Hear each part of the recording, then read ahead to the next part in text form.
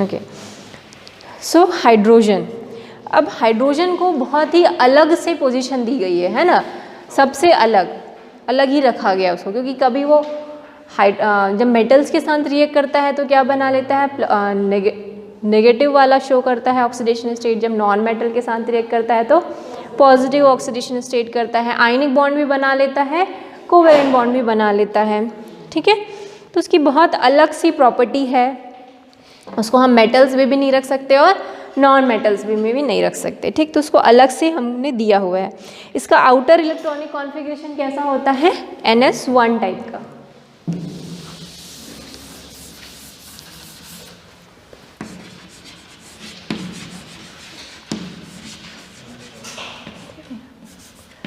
NS1 जो है इसका इलेक्ट्रॉनिक कॉन्फ़िगरेशन हो गया।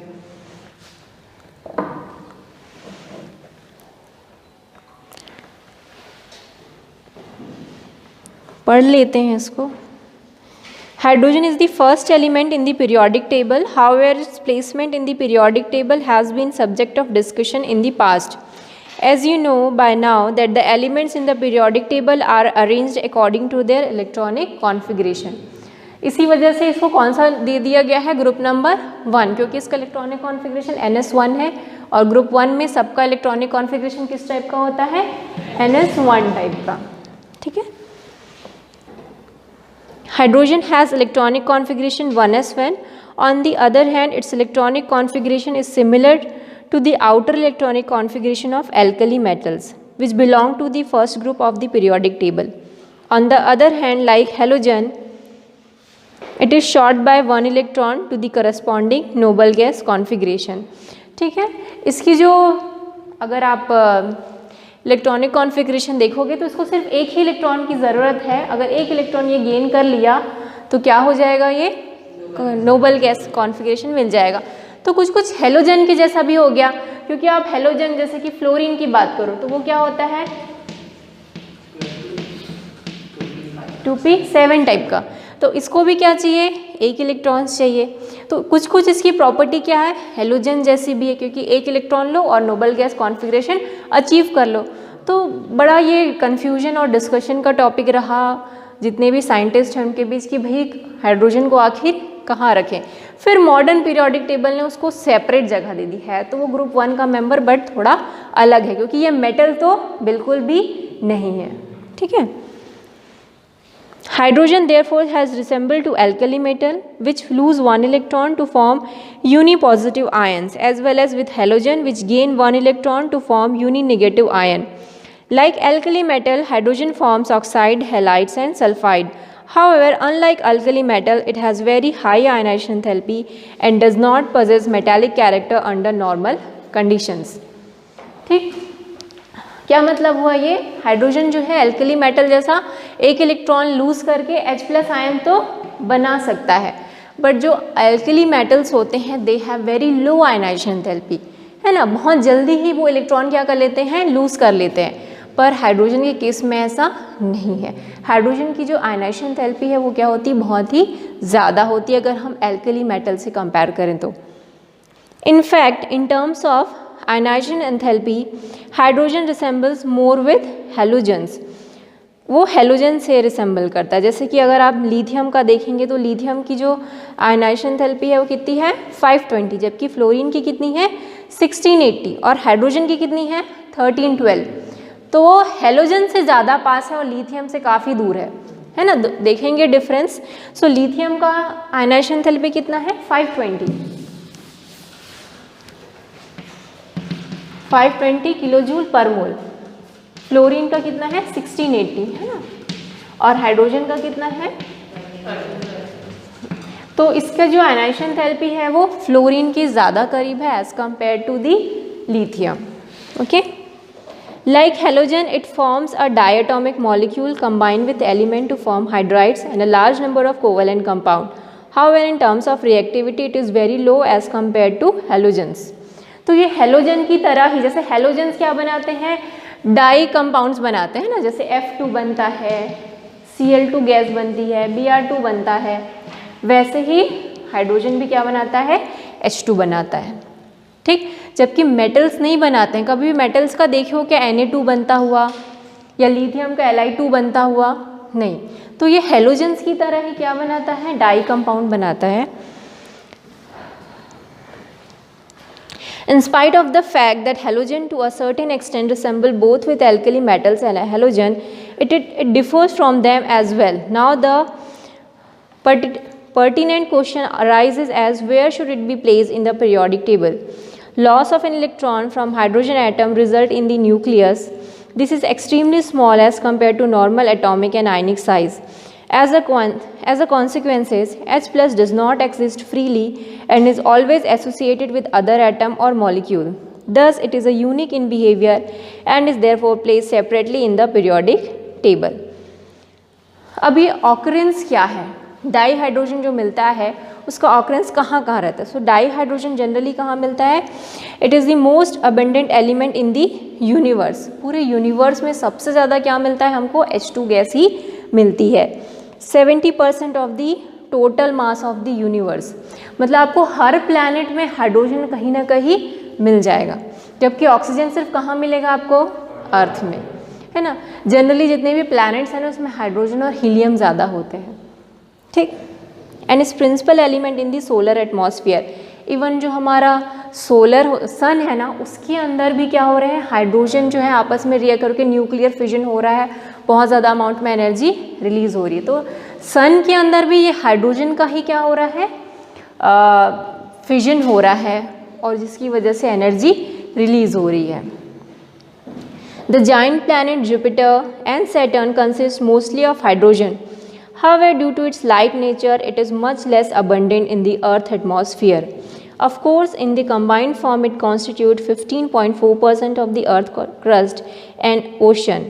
ठीक है, क्योंकि हमको पता है कि वाटर भी हाइड्रोजन से मिलकर बना होता है और 70% जो है हमारा अर्थ है वो क्या है? वाटर ही है। तो इस वजह से हाइड्रोजन भी काफ़ी अमाउंट में मिलता है in the combined form. In the combined form, besides in water, it occurs in plant, animal tissue, carbohydrate, protein, hydrides, including hydrocarbons and many other compounds. तो जितने भी हाइड्रोकार्बन हैं उन सब में क्या होगा? हाइड्रोजन तो होगा ही, चाहे वो प्रोटीन हो, चाहे कार्बोहाइड्रेट, फैट, सब में क्या होता है? हाइड्रोजन होता है, ठीक है। Isotopes of hydrogen. हाइड्रोजन के कितने आइसोटोप्स हैं? 3 हैं, प्रोटियम, ड्यूटेरियम और ट्राइटियम। तो सबका सिंबल आपको हो सकता है याद हो, नहीं होगा तो याद कर लेना। प्रोटियम में 1,1, 1,2 और 1,3, ठीक है। इसमें कोई भी न्यूट्रॉन्स नहीं होते। हाइड्रोजन जो है हमारा फर्स्ट जो है प्रोटियम, इसमें न्यूट्रॉन्स नहीं होते हैं, इसमें 1 न्यूट्रॉन होता है, इसमें 2 न्यूट्रॉन्स होते हैं, ठीक है। Can you guess how these isotopes differ from each other? These isotopes differ from one another in respect of the presence of neutrons. तो सब में अलग अलग न्यूट्रॉन्स प्रेजेंट हैं। Ordinary hydrogen protium has no neutron. Deuterium, also known as heavy hydrogen, has 1, and tritium has 2 neutrons in the nucleus. In the year 1934, an American scientist, Harold C. Urey, got Nobel Prize for separating hydrogen isotopes of mass number 2 by physical method. The predominant form is protium. Protium सबसे ज़्यादा मिलता है, ठीक है। Terrestrial hydrogen contains 0.0156% of deuterium, mostly in the form of Hd. The tritium concentration is about 1 atom per 10 to the power 18 atoms of protium. On these isotopes, only tritium is radioactive and emits low energy beta particles. ठीक, तो सबसे ज़्यादा क्या मिलता है? Protium ही मिलता है। ये तुम्हारा बहुत ही है कम है, 0.0156% है, और इसका तो बहुत ही कम है, बहुत ही ज़्यादा कम है, ठीक है। और ये क्या है हमारा? रेडियो एक्टिव है। Since the isotope have the same electronic configuration, they have almost the same chemical property. The only difference in their rates of reaction, mainly due to their different enthalpy of bond dissociation. However, in physical properties, this isotope differs considerably due to their large mass difference. So, chemical property तो almost same होती है, but physical property अलग अलग होती है because of mass difference, सबके मास में बहुत ज़्यादा डिफरेंस है इस वजह से, ठीक है। तो 9.3 9.4 तो है नहीं, सीधा 9.5 पढ़ते हैं हम लोग। हाइड्राइड्स,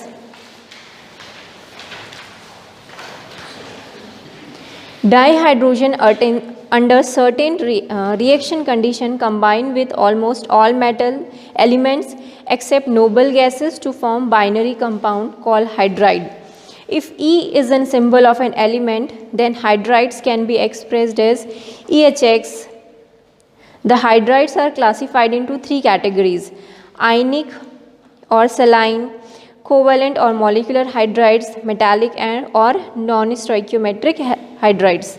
So जो हाइड्राइड्स हैं वो अलग अलग टाइप के होते हैं। पहला है आयनिक टाइप का, तो आयनिक टाइप का देखते हैं। आयनिक टाइप का किसके साथ वो बनाएगा? मेटल्स के साथ, ठीक है। So these are stoichiometric compound of dihydrogen formed with the most of S block element which are highly electropositive in character. However, significant covalent character is found in the lighter metal hydrides such as lithium hydride, beryllium hydride and magnesium hydride. In fact, beryllium hydride and magnesium hydride are polymeric in structure. Polymer मतलब वो एक molecule की form में exist नहीं करते, वो multiple जो molecules हैं आपस में एक दूसरे से क्या करते हैं? बॉन्ड बना के पॉलीमर के फॉर्म में एग्जिस्ट करते हैं, ठीक है। हाउएवर देयर मेल्ट्स कहाँ पर है? The ionic hydrides are crystalline, non-volatile and non-conducting in solid state. However, their melts conduct electricity and on hydrolysis liberate dihydrogen gas at a node which confirms the existence of hydride ion. Bicarson. Lithium hydride is rather unreactive. वो lithium hydride unreactive है, सब बेकार की बातें हैं, इससे कुछ questions नहीं आते, ठीक है। सो ये कोवैलेंट और molecular hydrides, metallic and non stoichiometric hydride आप लोग पढ़ लेना, ये उतना इम्पॉर्टेंट नहीं है, ठीक है। नहीं, ऐसा कुछ भी नहीं।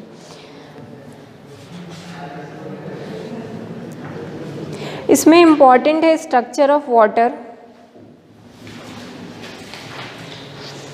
पहले तो इम्पॉर्टेंट क्वेश्चन टिक कर लो यार पीछे से।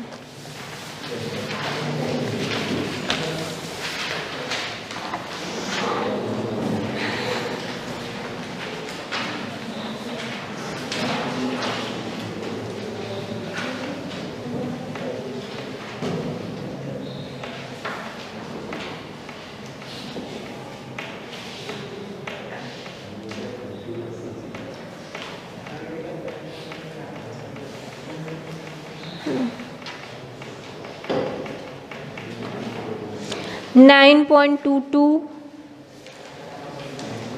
9.24, 9.25, 9.30, 9.31,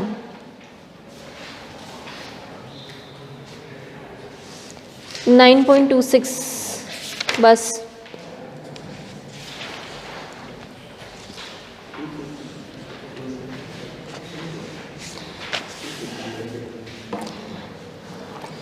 अच्छा, इसमें से ना आप ये वाटर भी खुद से पढ़ लेना, फिजिकल प्रॉपर्टीज़ ऑफ वाटर भी खुद से पढ़ लेना, ठीक है। मैं सीधा पढ़ाऊँगी आपको structure of water, structure of ice और केमिकल, वो कल पढ़ाऊँगी। केमिकल प्रॉपर्टीज़ ऑफ वाटर ये सब मैं कल पढ़ा दूँगी, ठीक है।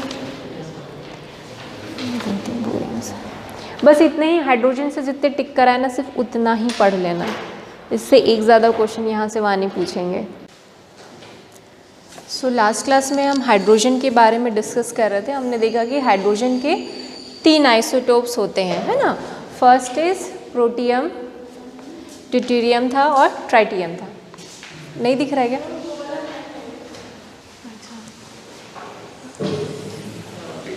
अभी ठीक है। उसके बाद हमने देखा कि हाइड्रोजन जो है वो बहुत सारे अलग अलग एलिमेंट्स के साथ रिएक्ट करके हाइड्राइड्स बनाता है। वो एस ब्लॉक के एलिमेंट्स के साथ भी रिएक्ट करता है, वो पी ब्लॉक के एलिमेंट्स के साथ भी रिएक्ट करता है और ट्रांजिशन मेटल्स के साथ भी रिएक्ट करता है और अलग अलग टाइप के हाइड्राइड्स बनाता है, ठीक है। सो पहला हमने हाइड्राइड्स देखा था आयनिक हाइड्राइड्स, ठीक ठीक है। सो आयनिक हाइड्राइड्स को किसके साथ बनाना था, एस ब्लॉक के एलिमेंट्स के साथ, और ये जनरली क्या होते थे, पोलर्स होते थे, आयनिक बॉन्ड होते थे, ठीक है। और इनकी क्या क्या प्रॉपर्टीज़ थी, ये क्रिस्टलाइन होते थे, non volatile, non conducting in solid state, ठीक है। तो इनकी 3 प्रॉपर्टी थी, ये क्रिस्टलाइन होते हैं, हार्ड होते हैं, नॉन वोलेटाइल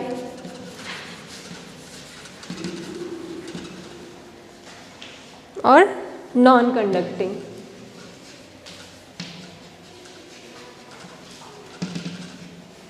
ठीक है, तो जैसे लिथियम हाइड्राइड हो गया, सोडियम हाइड्राइड हो गया, और मैग्नीशियम के साथ रिएक्ट करके मैग्नीशियम हाइड्राइड बनाएगा। तो जितने भी एस ब्लॉक के एलिमेंट्स हैं उनके साथ रिएक्ट करके ये क्या बनाता है, आयनिक हाइड्राइड्स बनाता है, ठीक है।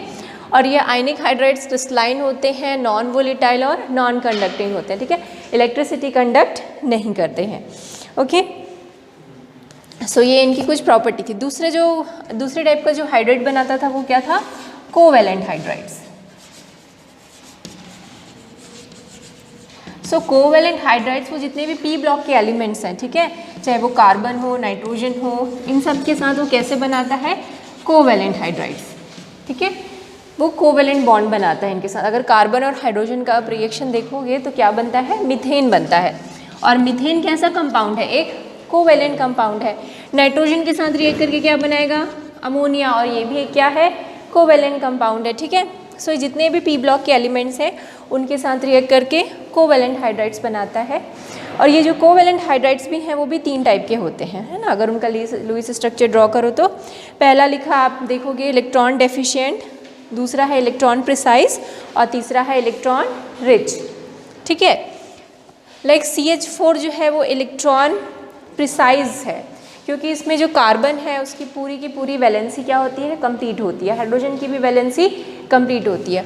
पर जब ये बोरॉन के साथ हाइड्राइड बनाएगा लाइक BH3, सो BH3 में बोरॉन का ऑक्टेट क्या होगा, कंप्लीट नहीं होगा। बोरॉन के आउटर मोस्ट शेल में 3 इलेक्ट्रॉन्स, 3 हाइड्रोजन के इलेक्ट्रॉन, इस तरीके से इसका लुईस डॉट स्ट्रक्चर बनेगा, है ना।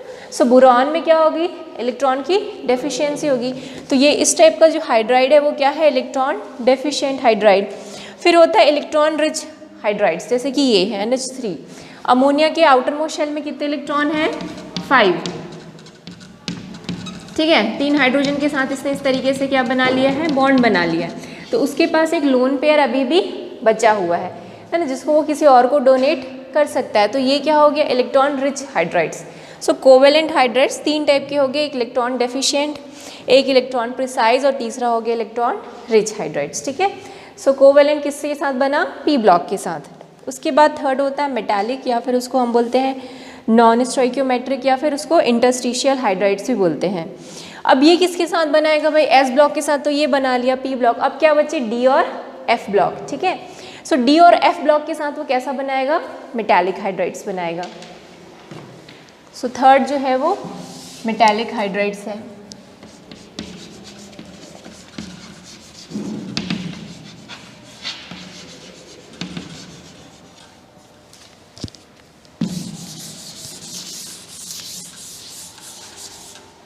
तो ये जो बनाता है वो किसके साथ बनाएगा, डी और एफ ब्लॉक के एलिमेंट्स के साथ। जितने भी ट्रांजिशन मेटल हैं और इनर ट्रांजिशन मेटल हैं उनके साथ। पर सारे के सारे ट्रांजिशन मेटल हाइड्रोजन के साथ रिएक्ट करके हाइड्राइड्स नहीं बनाते। लाइक क्रोमियम बस बनाता है, बाकी कोबाल्ट है वो नहीं बनाता। जो आयरन वाली लाइन है पूरी, वो भी जो है Fe वाली लाइन वो भी नहीं बनाती है, ठीक है। और उसके बाद 2 और जो ग्रुप हैं वो भी हाइड्रोजन के साथ रिएक्ट करके हाइड्राइड्स नहीं बनाते हैं, ठीक है। So even from group 6 only chromium firms chromium hydride. So group 6 में से सिर्फ और सिर्फ क्रोमियम ही ऐसा एक एलिमेंट है जो हाइड्रोजन के साथ रिएक्ट करके क्या बनाता है, हाइड्राइड्स बनाता है, ठीक है। These hydrides conduct heat and electricity. अभी तक हमने दोनों जो हाइड्राइड्स देखे थे they are non conducting type, पर जो ये वाला हाइड्राइड्स है ये क्या है, कंडक्टिंग है, ठीक है। So it is good conductor of electricity. तो यहाँ पर आप लिख सकते हैं good conductor of heat and electricity, ये इसकी प्रॉपर्टी हो गई, ठीक है। Unlike saline hydrides, they are almost always non-stoichiometric, being deficient in hydrogen. Earlier it was thought that in these hydrides, hydrogen occupies interstices in the metal, that is producing distortion without any change in its type. Consequently, they were termed as a interstitial hydrides. Interstitial space मतलब जो जगह बची हुई है, like यहाँ पर जितने भी चेयर्स हैं, सपोज सब चेयर्स में बच्चे बैठ चुके हैं, है ना, और बीच बीच में कहीं कहीं पर जगह क्या है, बची हुई है, उसको हम बोलते हैं इंटरस्टिशियल स्पेस. तो कोई नया बच्चा आएगा तो उन स्पेस को क्या करेगा, ऑक्यूपाई करेगा, है ना. वैसे ही जितने भी मेटल्स हैं डी ब्लॉक के, एफ ब्लॉक के, वो क्या बनाते हैं, उनका एक लैटिस स्ट्रक्चर होता है, मेटल लैटिस स्ट्रक्चर, ठीक है. और अलग अलग टाइप के लैटिस होते हैं, लाइक कुछ जो लैटिस होते हैं वो क्या होते हैं, इस तरीके से क्यूबिक लैटिस होते हैं. और क्यूबिक लैटिस में पोजीशन फिक्स होती है कि भाई जो मेटल्स हैं वो सिर्फ ये वाली ही जगह क्या कर सकते हैं, ऑक्यूपाई कर सकते हैं, ठीक है. तो बाकी जो जगह बची है उसको हम क्या बोलते हैं, इंटरस्टिशियल स्पेस. तो ये जो हाइड्रोजन है उसी इंटरस्टिशियल स्पेस में क्या होता है, चले जाता है, इसलिए हम इसको क्या बोलते हैं, इंटरस्टिशियल हाइड्राइड्स भी बोलते हैं, कि जो बची हुई छोटी मोटी जगह है वहाँ पर हाइड्रोजन ऑक्यूपाई कर लेता है, क्योंकि हाइड्रोजन छोटा सा तो मेटल है, ठीक है, तो वो छोटा सा तो एटम है, तो वो कहीं भी जाके एडजस्ट हो जाएगा, ठीक. इसलिए इनको हम इंटरस्टिशियल हाइड्राइड्स भी बोलते हैं. और जो प्लैटिनम है, पैलेडियम है, they are very good absorber of hydrogen. Nickel, आप देखे होंगे हमने जब केमिस्ट्री, ऑर्गेनिक केमिस्ट्री में जब हाइड्रोजनेशन कराया था, लाइक अगर एथीन का हाइड्रोजनेशन कराते हो, C2H2 इथाइन का, तो H2 के साथ रिएक्ट कराते हो और साथ में आप क्या लेते हो, निकेल या फिर पैलेडियम या फिर platinum as a catalyst use करते हो. क्यों करते हैं, क्योंकि they are good absorber of hydrogen, वो हाइड्रोजन को एब्जॉर्ब कर लेते हैं अपने इंटरस्टिशियल स्पेसेस में. लाइक जैसे कि स्पॉन्ज होता है ना, आप उसको पानी में डालोगे तो उसमें जो स्पेस है, होल है, वहाँ पर क्या हो जाता है, पानी ऑक्यूपाई कर लेता है, उसको एब्जॉर्ब कर लेता है. सेम वैसे ही प्लैटिनम पैलेडियम भी करते हैं, अपने जो इंटरस्टिशियल स्पेस है उसमें हाइड्रोजन को क्या करते हैं, स्टोर कर लेते हैं. तो हाइड्रोजन ज़्यादा अमाउंट में क्या होते हैं, अवेलेबल होते हैं फॉर दी रिएक्शंस, ठीक है. तो इसी वजह से प्लैटिनम और पैलेडियम या निकल का यूज़ हम कैसे करते हैं, as a catalyst in the process of hydrogenation, ठीक है.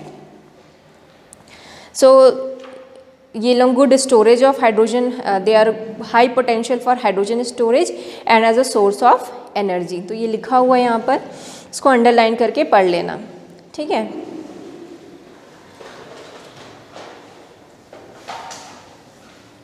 अब नेक्स्ट आता है हाइड्रोजन की बात करें और वाटर की बात करें, ऐसा नहीं करें ऐसा तो हो ही नहीं सकता, क्योंकि हाइड्रोजन सबसे ज़्यादा कहाँ मिलता है, वाटर के फॉर्म में ही मिलता है, ठीक है. 95% जो हमारा सब प्लांट है, ह्यूमन बॉडी है उसमें, सॉरी ह्यूमन बॉडी में 65% वाटर होता है, प्लांट्स में 95% वाटर होता है.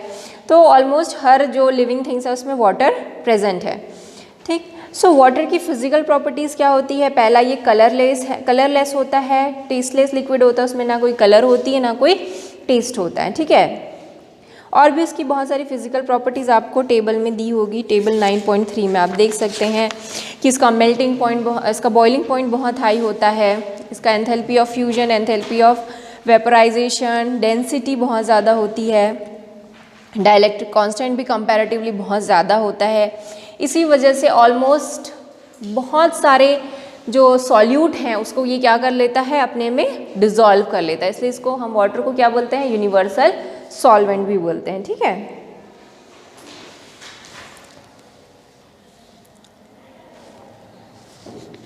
ओके, अब इसकी अगर हम बात करें स्ट्रक्चर ऑफ वाटर की, तो वाटर का जो स्ट्रक्चर है, हम पहले भी चैप्टर 4 जब हमने केमिकल बॉन्डिंग पढ़ी थी तब पढ़ा था कि जो वाटर है वो कैसा होता है, उसमें कौन सा हाइब्रिडाइजेशन होता है, sp3 होता है.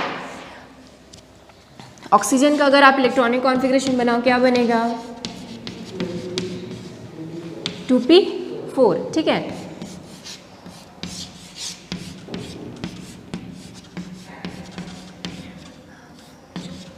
ओके, अब अगर आपको हाइब्रिडाइजेशन स्टेट निकालना है तो कैसे निकालते हैं, स्टेरिक नंबर निकालते हैं, याद होगा. स्टेरिक नंबर मतलब number of sigma bond plus अगर कोई लोन पेयर है तो. अगर आप हाइड्रोजन का बनाओगे तो हाइड्रोजन में कितने सिग्मा बॉन्ड होते हैं, 2, सॉरी,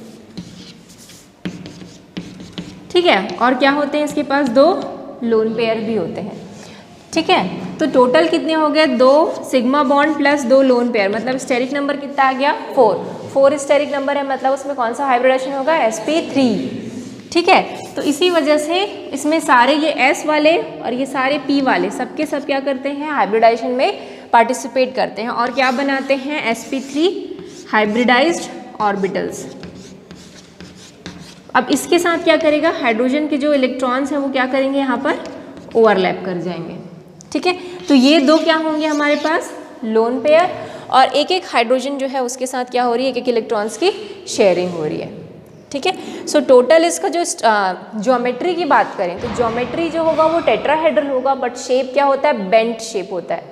ठीक है, क्योंकि ज्योमेट्री में हम इसको भी काउंट करते हैं, जो लोन पेयर्स हैं उसको भी हम ज्योमेट्री में काउंट करते हैं, बट जब हम शेप की बात करें तो हमसे जो बॉन्ड बना रहा है सिर्फ उसी को ही काउंट करते हैं। तो बेंट शेप है वैसे तो इसका, बट ज्योमेट्री क्या है इसकी, टेट्राहेड्रल। ठीक है, क्योंकि sp3 मतलब क्या, टेट्राहेड्रल ज्योमेट्री। ठीक है, sp2 मतलब क्या होता है, ट्रायगोनल पिरामिडल। ठीक, तो इसका बेंट शेप होता है, इसमें जो ये जो बॉन्ड लेंथ है इट इज़ 95.7 पिकोमीटर और जो एंगल है वो कितना है 104.5 डिग्री का। अच्छा, दूसरा ये पोलर भी होता है। पोलर क्यों होता है, because of this difference between the electronegativity between oxygen and hydrogen. तो ये H2O मॉलिक्यूल कैसा है, एक पोलर मॉलिक्यूल है, इसलिए पोलैरिटी आपको दी हुई है, अपने बुक में देखेंगे तो, है ना।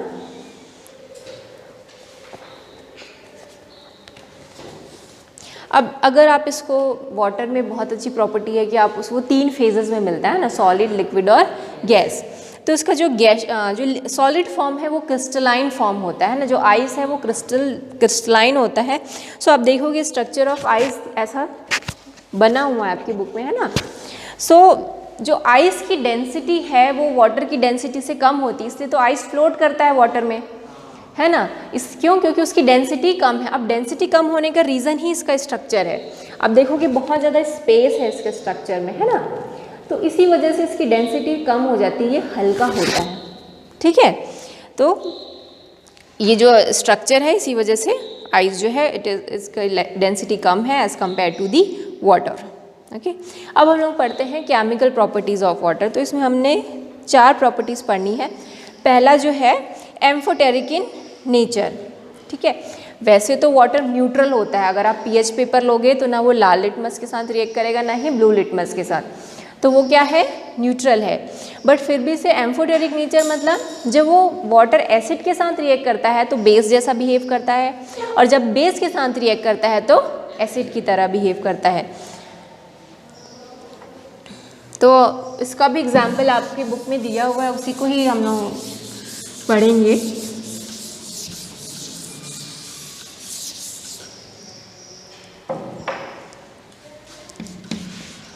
जैसे अमोनिया हमारा क्या है, बेस है ना। जब बेस के साथ वाटर रिएक्ट करता है सो क्या बनाता है, NH4 प्लस OH माइनस। मतलब इसने क्या किया, प्रोटॉन दिया। प्रोटॉन जो देता है वो क्या होता है, एसिड होता है। तो यहाँ पर वाटर ने कैसे एक्ट किया, एसिड की तरह। ठीक है, अगला एग्जाम्पल H2S जो है वो एसिडिक होता है। ठीक है, तो जब उसके साथ रिएक्ट करता है सो अब देखो H2O ने एक हाइड्रोजन लिया है यहाँ पर, तभी तो H3O प्लस बना रहा है, और जो प्रोटॉन लेता है वो क्या होता है, बेस होता है। तो एक रिएक्शन में वो एसिड की तरह काम कर रहा है और दूसरे रिएक्शन में बेस की तरह। तो इसलिए जो वाटर है they are amphoteric in nature. तो एग्जाम में आ सकता है भाई गिव 2 एग्जाम्पल की जो वाटर है वो एम्फोटेरिक नेचर है, उसका कोई एग्जाम्पल दे के समझाओ। तो आप ये एग्जाम्पल दे के समझा सकते हैं। ठीक है, रिडॉक्स रिएक्शन। अच्छा, वाटर ऑक्सीडाइजिंग एजेंट की तरह भी काम करता है और रिड्यूसिंग एजेंट की तरह भी काम करता है। ठीक है, सो कुछ जैसे एक रिएक्शन है Na वाला, है ना, Na और वाटर को आप आपस में मिलाओ सो बनता है प्लस H2, है ना। अभी ये बैलेंस नहीं, आप बैलेंस कर सकते हैं इसको। तो यहाँ पर देखो Na का ऑक्सीडेशन स्टेट क्या है, 0 है। यहाँ पर कितना हो गया, +1। मतलब ये किसकी तरह, इसका ऑक्सीडेशन स्टेट बढ़ रहा है, मतलब इसका खुद का क्या हो रहा है, ऑक्सीडेशन। मतलब ये किसकी तरह एक्ट कर रहा होगा, रिड्यूसिंग एजेंट की तरह। तो अगर एक रिड्यूसिंग एजेंट है तो दूसरा क्या होगा? Oxidising agent. सो यहाँ पर वाटर किसकी तरह एक्ट कर रहा है? ऑक्सीडाइजिंग एजेंट की तरह। वहीं हम दूसरे एग्जाम्पल में देखेंगे कि वाटर किसकी तरह एक्ट करेगा? रिड्यूसिंग एजेंट की तरह। तो वाटर जो है वो दोनों की तरह ही एक्ट करता है।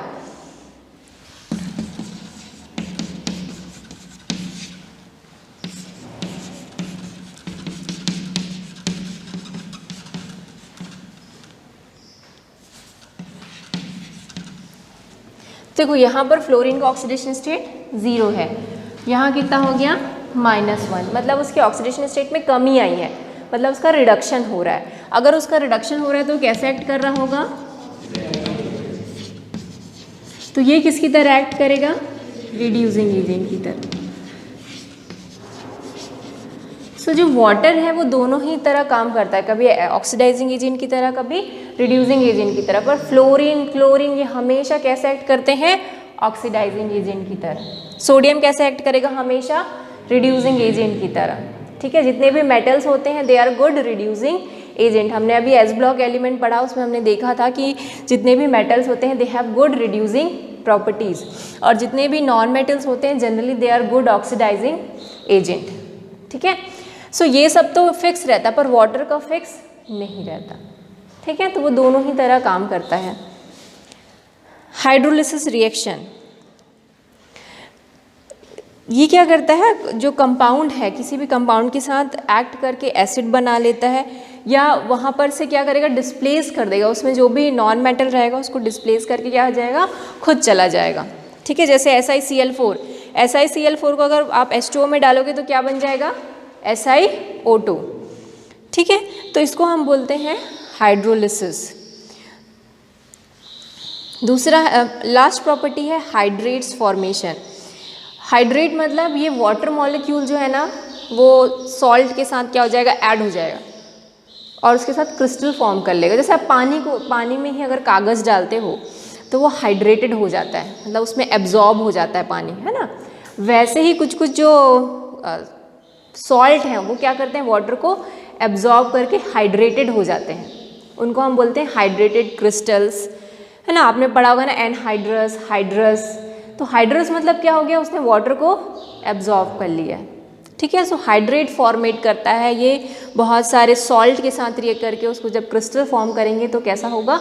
वाटर उस क्रिस्टल में एब्जॉर्ब हो जाते हैं, उसको हम बोलते हैं हाइड्रेटेड क्रिस्टल। लाइक CuSO4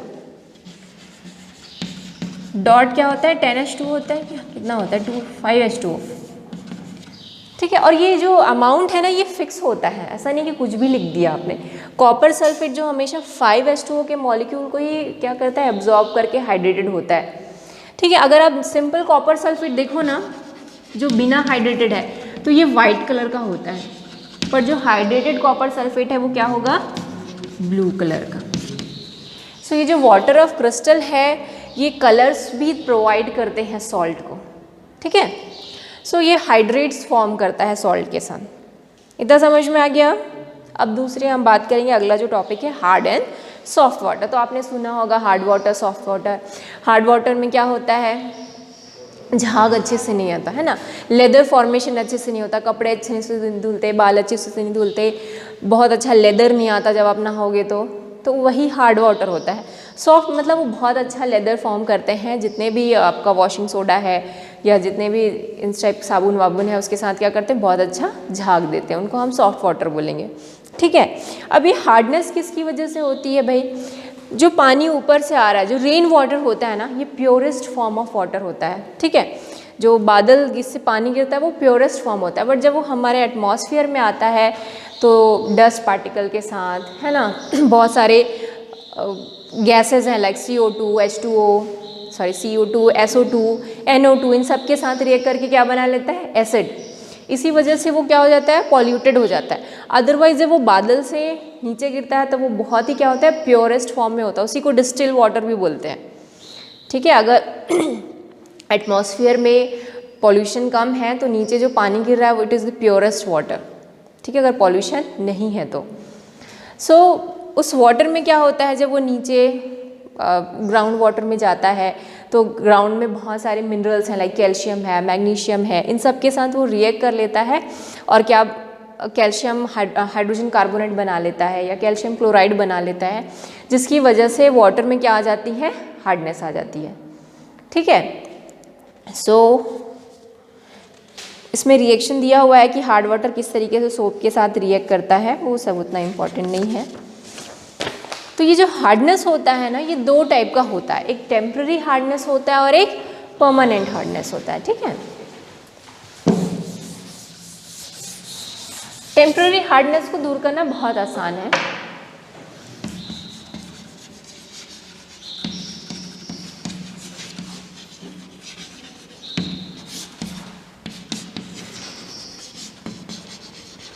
ठीक है, टेम्पररी हार्डनेस जनरली होता है presence of calcium and magnesium hydrogen carbonate. अगर पानी में क्या प्रेजेंट है, कैल्शियम हाइड्रोजन कार्बोनेट या फिर मैग्नीशियम हाइड्रोजन कार्बोनेट, अगर वाटर में ये प्रेजेंट है तो हम क्या बोलेंगे कि उसमें टेम्पररी हार्डनेस। और उसको रिमूव करना बहुत आसान है, आप बॉईल कर दो।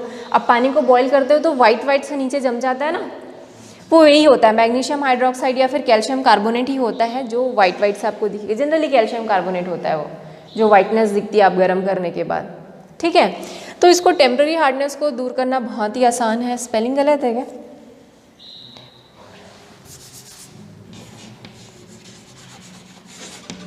ठीक है, तो इसको दूर करना बहुत आसान है। बॉइलिंग एक बहुत अच्छा तरीका, आप तुरंत बॉईल करो, ये क्या हो जाते हैं, फिर से सॉफ्ट हो जाते हैं। तो जैसे ही आप इसको हीट करोगे ये क्या बन जाएगा, मैग्नीशियम हाइड्रोक्साइड 2CO2।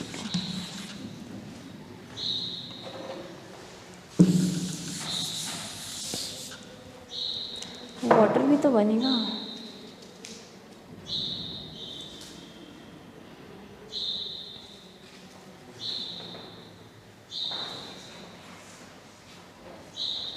गलत दिया है बुक में।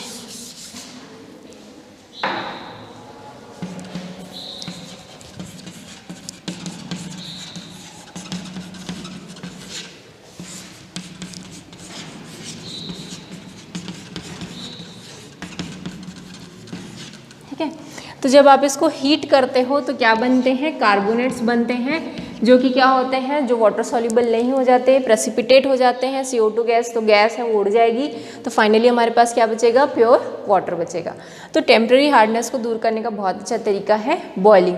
दूसरा भी एक प्रोसेस है, क्लार्क्स मेथड जिसको बोलते हैं। उसमें क्या करेंगे, जो भी हमारे पास हार्डनेस है वाटर की, उसको हम ट्रीट करते हैं कैल्शियम हाइड्रोक्साइड के साथ। ठीक है, तो कैल्शियम हाइड्रोक्साइड के साथ अगर जब हम इसको ट्रीट करेंगे तो वो कार्बोनेट फॉर्म में क्या हो जाएगा, प्रेसिपिटेट हो जाएगा और वाटर बच जाएगा। ठीक है, तो वो रिएक्शंस दिए हुए हैं। नेक्स्ट है परमानेंट हार्डनेस। अच्छा, एग्जाम में क्या आता है, ये टेम्पररी हार्डनेस किसकी वजह से, ऐसा क्वेश्चन आ सकता है ना। टेम्पररी हार्डनेस किसकी वजह से होता है, हाइड्रोजन कार्बोनेट की वजह से, कैल्शियम और मैग्नीशियम के हाइड्रोजन कार्बोनेट की वजह से ही टेम्पररी हार्डनेस होता है। अब परमानेंट हार्डनेस किसकी वजह से होता है, मैग्नीशियम क्लोराइड, कैल्शियम क्लोराइड या फिर उसके सल्फाइड जो हैं, सल्फेट्स जो हैं, मैग्नीशियम सल्फेट या फिर कैल्शियम सल्फेट, उनकी वजह से क्या होगा, परमानेंट हार्डनेस होगा। अब इसको ट्रीट करना हम लोगों की बस की बात नहीं है। इसमें वॉशिंग सोडा लिखा है, घर में वॉशिंग सोडा डाल के पानी को मत धो देना। वो ये जो है सब इंडस्ट्रीज़ के प्रोसेस हैं। इंडस्ट्रीज़ में उस परमानेंट हार्डनेस को क्या करते हैं, यूज़ करते हैं। ठीक है, या फिर वो आपका RO है, RO से भी परमानेंट हार्डनेस काफ़ी कुछ चला जाता है। बट अगर बहुत ज़्यादा हार्डनेस है तो RO भी बार बार ख़राब होने लगते हैं। ठीक है, अगर वाटर आपका बहुत ज़्यादा हार्ड है तो RO भी काम नहीं करता है फिर तो। सो इसके भी 3-4 मेथड है। पहला है ट्रीटमेंट विथ वॉशिंग सोडा, फिर नेक्स्ट है Calgon's method, ion exchange method, synthetic resins method. इसको आप पढ़ लेना, बहुत इजी है, आप पढ़ोगे तो कहानी जैसे समझ में आ जाएगा आपको। ठीक है, नेक्स्ट अब अगला टॉपिक है हैवी वाटर। हैवी वाटर मतलब क्या होता है, D2O। लाइक नॉर्मल वाटर क्या होता है, H2O, बट ये किससे बना हुआ है, ड्यूटेरियम से बना हुआ है। ठीक है, इसलिए इसको हैवी वाटर बोलते हैं क्योंकि ड्यूटेरियम का जो मास है वो ज़्यादा है।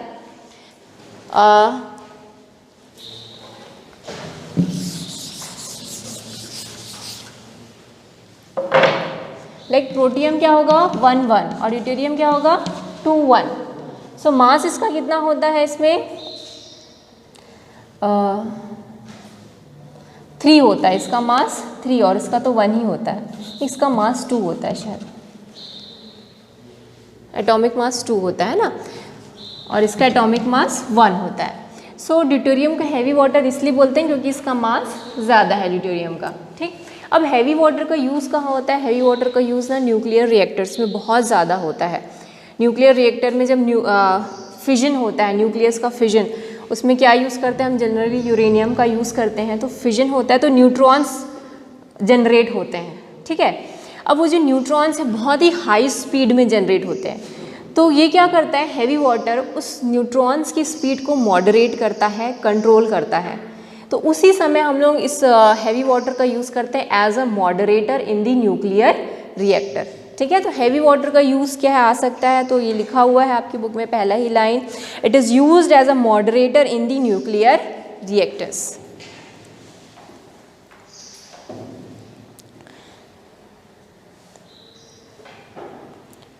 और भी इसका यूज़ क्या है, it is used for the preparation of other deuterium compound, और दूसरे जो ड्यूटेरियम के कंपाउंड्स हैं उसको भी बनाने के लिए यूज़ होता है। लाइक C2D2 बनाने के लिए भी हम ड्यूटेरियम का यूज़ करते हैं, D2SO4 बनाने के लिए भी, CD4।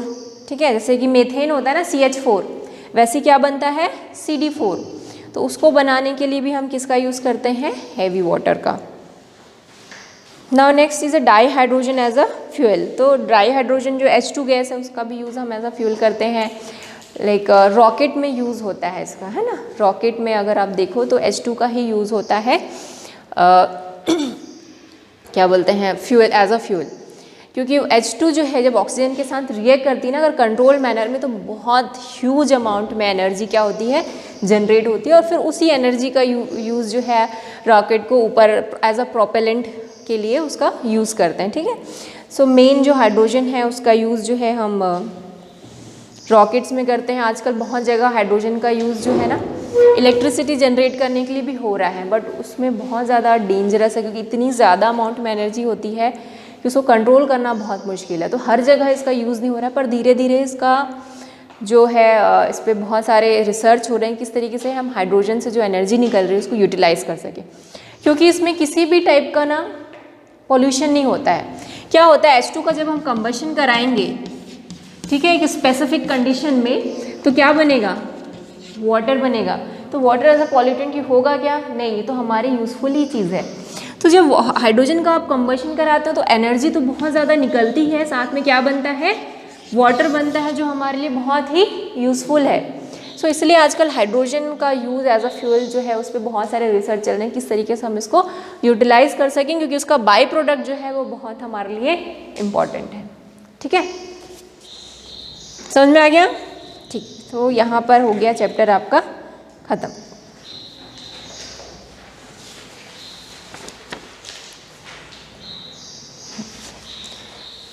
तो नेक्स्ट क्लास में मंडे को मतलब मैं आपका टेस्ट लूँगी S और P ब्लॉक के एलिमेंट्स में। जितना भी मैंने टिक कराया ना उसको पढ़ लेना, ठीक है।